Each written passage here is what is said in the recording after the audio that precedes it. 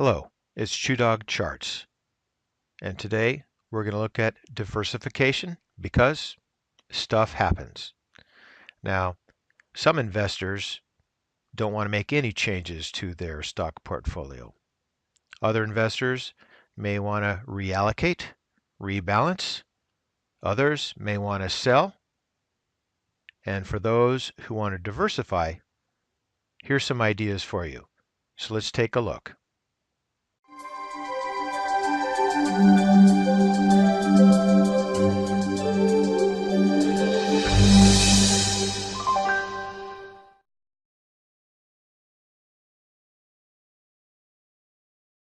What we're looking at here is the 20-year monthly chart on the diamonds using realtimestockquote.com. The current price today on October 25th, midday, is $232.49. Now, as we've looked at the diamonds in a previous video, in my opinion, we're at an extremely high point, and this is something that I wouldn't want to be buying. Therefore, if I was in the market and wanted to look for some diversification, here's an easy way that I take a look at diversification. And what I've done is I've gone to the iShares and printed out their ETF product list, which is about 10 pages, and it gives you a decent amount of alternative investments. Now, I do not own any of these investments, ETFs, either long or short, for disclosure purposes, and I am not necessarily saying that the iShares is the only place to go. I am not endorsing them. This is just a list of investment alternatives. So let's take a look further here at the diamonds. As we had seen in a previous video, the relative strength index is showing 91.93. That's an extremely high level. We go back into history and we can see that the only other level that got near here was in 2007, right before the Great Recession. Now, we did approach that level here in 2013, but that was well below where we are now at 91.93. So a lot of investors would be looking for diversification, and here's one way of doing that. So let's start out. Now I've picked a few stocks to take a look at. The first one we'll look at is the iShares Core High Dividend ETF. The symbol is IHDV. And the reset on that chart. Come down. We have a history that goes back to about 2011, a current price of $85.71.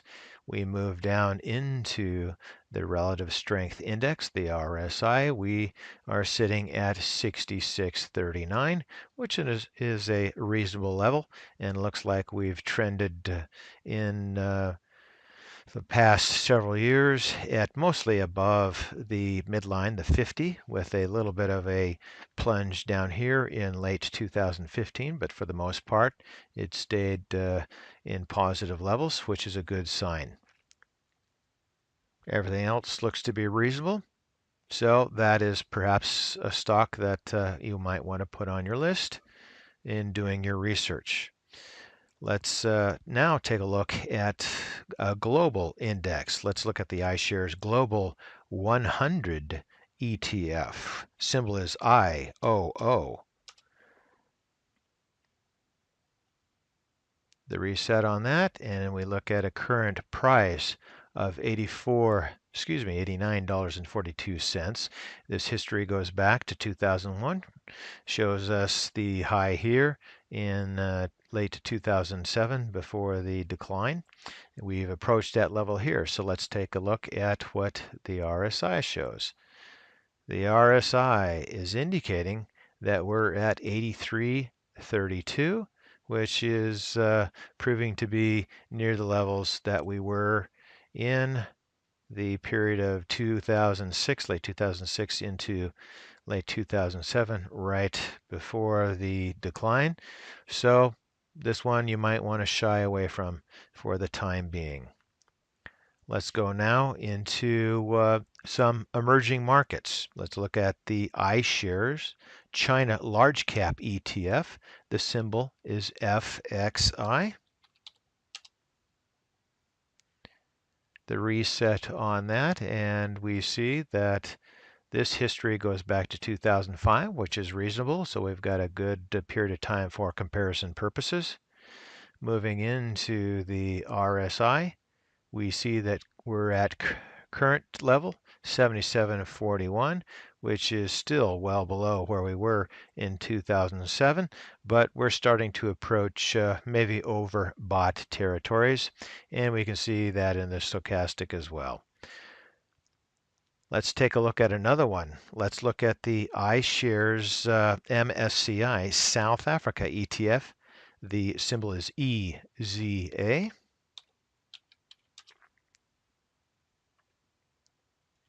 And the reset, we've got a history goes back prior to 2004, which is good, and a current price of 58.54.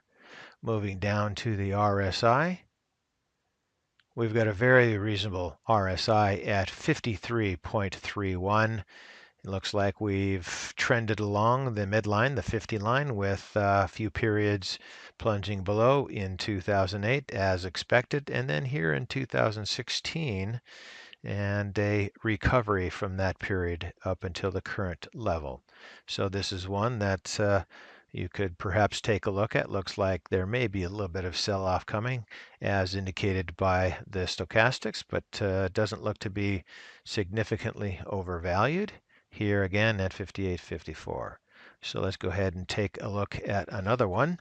Let's move into the fixed income.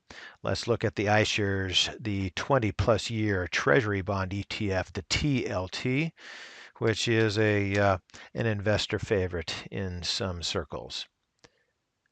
Moving through the reset, and we look at a current price of $122.85 with the price history going back to 2003, which is good for comparison. Moving through, it looks like the MACD is wanting to bottom here. When you have a differential of this amount of space, the fast line tends to need to take some time to either go sideways or move up here before crossing through the trigger line, or what I call the slow line. We see a little bit of that here and back through here. Just moved sideways before it can convincingly move through the trigger line and head on up. So we may have a little bit of time here. But if we take a look at the RSI, and I think one would expect that that's what it's going to be, is reasonable at 43.51. We see that we've moved along the trend line for the most part, the 50, the midline, with the recent bottom here, which stayed above this level here, and in 2009 was about this level here. Don't know exactly what that level. That's going to be in the probably the low 40s, something like that. Here we're maybe in the high 30s, but still, current 43.51 is a reasonable RSI, so that may be something that you could consider as a diversified stock. Let's take a look at something else here. Let's go into the what they call the smart beta strategies, looking into the dividend weighted ETF. Let's look at an iShares iCore High Dividend ETF. Symbol is IHDV.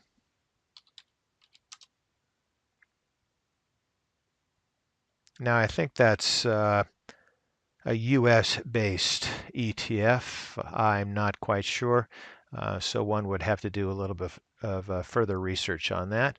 The current price is $85.69. We have a history that goes back to 2011, which is again reasonable for comparison purposes. Moving through here, I'm not quite sure if this this plunge is a mistake or not.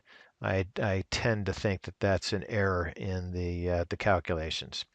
So moving through here into the RSI, we have a current RSI of 66.25, and going back into time, like we had here in say the mid 2000, late 2015 timeframe, it moved below the 50, the midline, which I don't think is significant. So we have a fairly reasonable stock here, in my opinion. Taking a look now, let's look into a sector category, say the consumer sector category.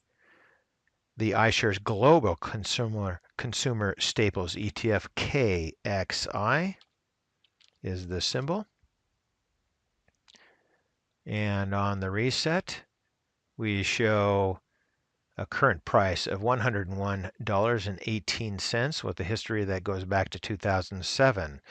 And it looks like it bottomed here in 2009 and has done a rope over the fence. That's a very strong stock, but one would expect that perhaps for a consumer staple. It's not going to have significant growth, but it's going to be nice and steady. Now the RSI is at a very reasonable 55.81. The RSI looks like the stock itself staying above the midline 50 here for the most part for just a few periods of times where it did go below 50, and it bottomed here, and that's probably in the high 30s, low 40s, with the current 55.81. This is a strong consideration, or should be a strong consideration. I think then that's probably it. We could take a look, perhaps one more that's here in real-time stock quotes. They have various different sectors that you can look at. Let's just take a look at the energy sector. The symbol is XLE. And in the energy sector, we can see that current price of 67.04. That is very reasonable. Moving down, it looks like the MACD wants to head up. Bottomed here in 2016 with some improvement. And the RSI has a very reasonable 47.68. It has spent a moderate amount of time below the midline 50, but looks like it wants to do some improvement here. So that is just a simple, quick way that I use in order to take a look at potential diversification in other areas, whether you're looking at globally, country, or in a sector basis. The iShares is a great way to do that, but there are other ETFs out there that you can do the same thing, and then simply looking at the RSI gives you a real quick idea at where the particular ETF or stock is, and then of course you need to do more research on your own with regard to the fundamentals on where these stocks may be headed. So for now, it's ChewDog Charts. Thank you.